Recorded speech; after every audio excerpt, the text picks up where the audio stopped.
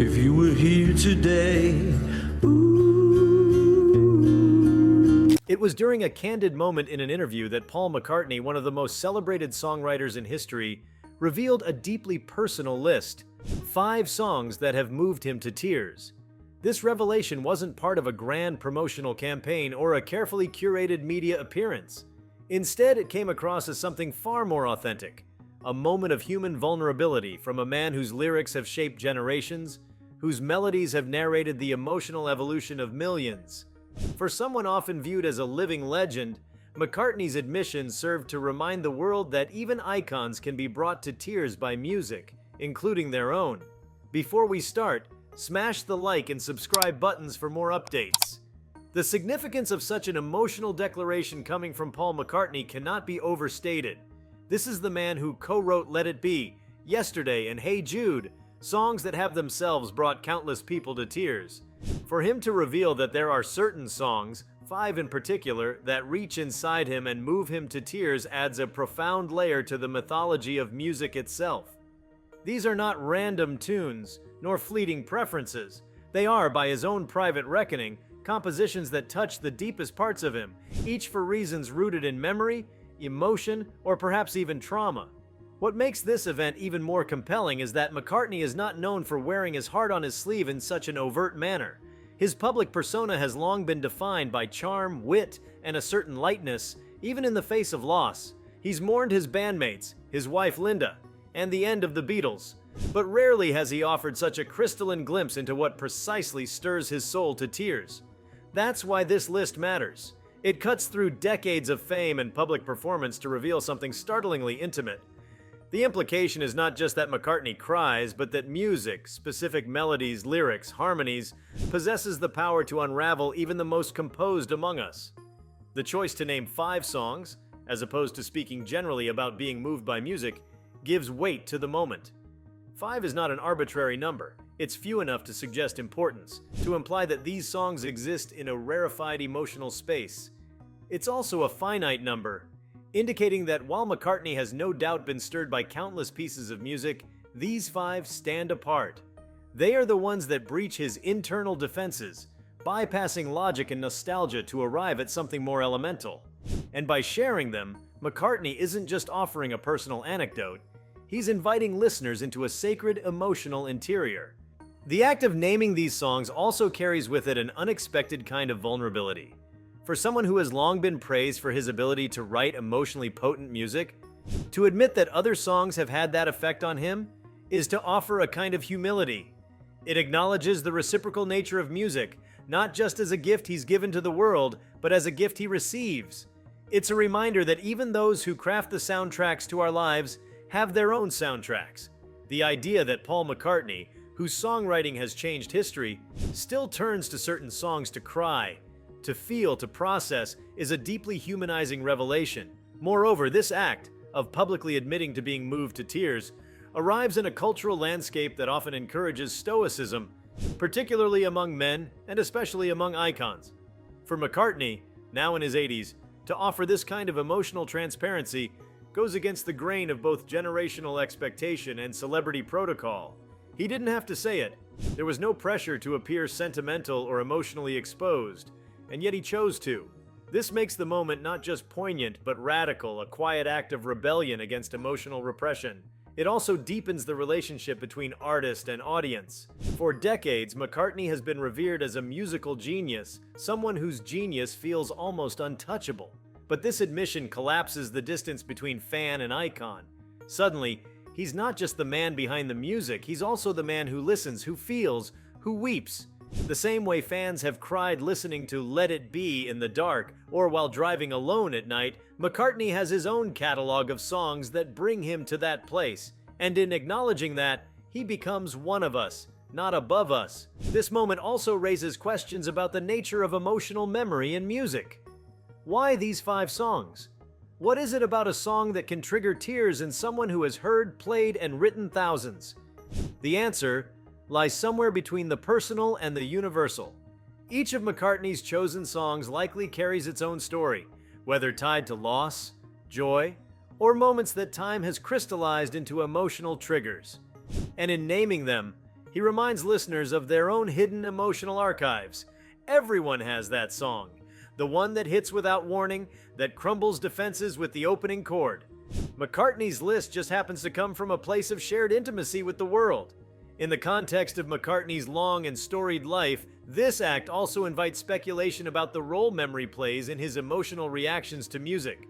Given his career's arc, spanning the explosion of Beatlemania, the loss of John Lennon and George Harrison, the death of his beloved wife Linda, and his own aging, the songs that move him are likely intertwined with memories of those he's lost, milestones he's passed, and lives he's touched. Every tear isn't just about the music, it's about everything the music has come to mean in the quiet moments of reflection. This makes the act of crying to music a kind of emotional processing. For someone like McCartney, whose life has been lived in the spotlight, music might be the one space where full emotional expression feels safe. It's a language he knows, a space where vulnerability is not only allowed but encouraged. So when he listens to one of these 5 songs and tears begin to fall, it isn't weakness. It's something closer to catharsis. Music becomes the vessel through which emotions that have no name are given sound, through which grief can breathe and joy can stretch its arms. There's also an implication here about legacy, about the fact that someone so deeply embedded in the fabric of modern music still experiences music as a listener. It's a powerful reminder that the creative impulse does not exist in isolation. McCartney, even now, is still shaped by what he hears. He is still a student of the emotional landscape, still discovering how a song can open up a new room in the soul. This admission speaks to an enduring curiosity, a continued openness to feeling, to being surprised by beauty or sadness, even after a lifetime of making others feel the same. And yet, for all its intimacy, this list remains a mystery to the wider public in one significant way: why each song affects him so deeply. The reasons behind each tear remain private. That's the paradox of sharing something so emotional. It's both a revelation and a concealment. The songs are named, but the full story behind each one stays hidden. This ambiguity invites empathy and imagination. Fans might speculate, draw connections, or reflect on their own emotional triggers, but the truth remains McCartney's alone. It's a gift offered without full explanation, and that makes it all the more powerful. There's a subtle shift in cultural conversation that comes with a moment like this. When a figure like McCartney speaks openly about tears, especially in response to music, it helps destigmatize emotional vulnerability, especially among men of a certain age. It suggests that feeling deeply is not only acceptable but essential, that crying is not a symptom of weakness, but of engagement, of being alive, fully. If someone with a catalog as revered as McCartney's can openly admit to being moved to tears by song, then the rest of us are granted permission to do the same, without shame. This acknowledgement also reshapes how one might view McCartney's own music. Knowing that he is so deeply affected by other songs suggests a feedback loop. His own emotional susceptibility perhaps fuels his songwriting, which in turn touches others, who then create music that comes back to touch him. It's a cycle of empathy and artistry, one that doesn't diminish with time but seems to gain strength. There's something profoundly hopeful in that idea, that even at the height of one's creative output, one is still capable of being emotionally moved, of learning from others, of being undone by the beauty of someone else's melody. It also brings into focus how rare such candidness is among public figures of McCartney's stature. In an age of curated personas, when even grief is often filtered through social media aesthetics, this kind of raw emotional truth feels like a breath of fresh air. There was no need to posture, no need to couch his tears in caveats or humor. Instead, there was honesty. And that honesty resonates because it comes from someone whose voice has narrated joy, heartbreak, longing, and love for 6 decades. The emotional impact of this moment is also amplified by McCartney's unique place in cultural history. He's not just a musician, he's a symbol of an era, of artistic revolution, of enduring creativity. When someone like that shows you his soul, even briefly, it carries an emotional gravity that's hard to ignore. It becomes more than a moment. It becomes a kind of emotional artifact, a snapshot of what it means to be human, wrapped in the dignity of age and the legacy of genius. There's a final layer of resonance that cannot be ignored, the idea that music continues to hold new meanings as we age. For McCartney, these songs may not have always made him cry. They may have once been sources of joy, or simply admired as great compositions. But time changes how we hear things. Lyrics take on new meanings. Melodies remind us of people we've lost or paths we never took. And so, as McCartney sits and listens, those notes may strike different nerves than they once did. His tears are not just for the songs, they're for the accumulation of a life lived in music and everything that music has carried along the way. When someone who has given the world so much music opens up about the songs that have given something back to him, something as raw and real as tears, it becomes a profound moment of exchange. It's not about idolizing the man, but about understanding that no one is immune to the power of a well-crafted song.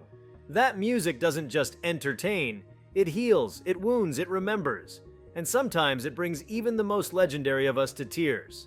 If you like this video, please give it a like and subscribe to our channel. Also, leave your comments below and tell us, what are your thoughts on Paul's picks? Which song do you expect will win? We want to hear from you. Thank you for watching, and see you next time.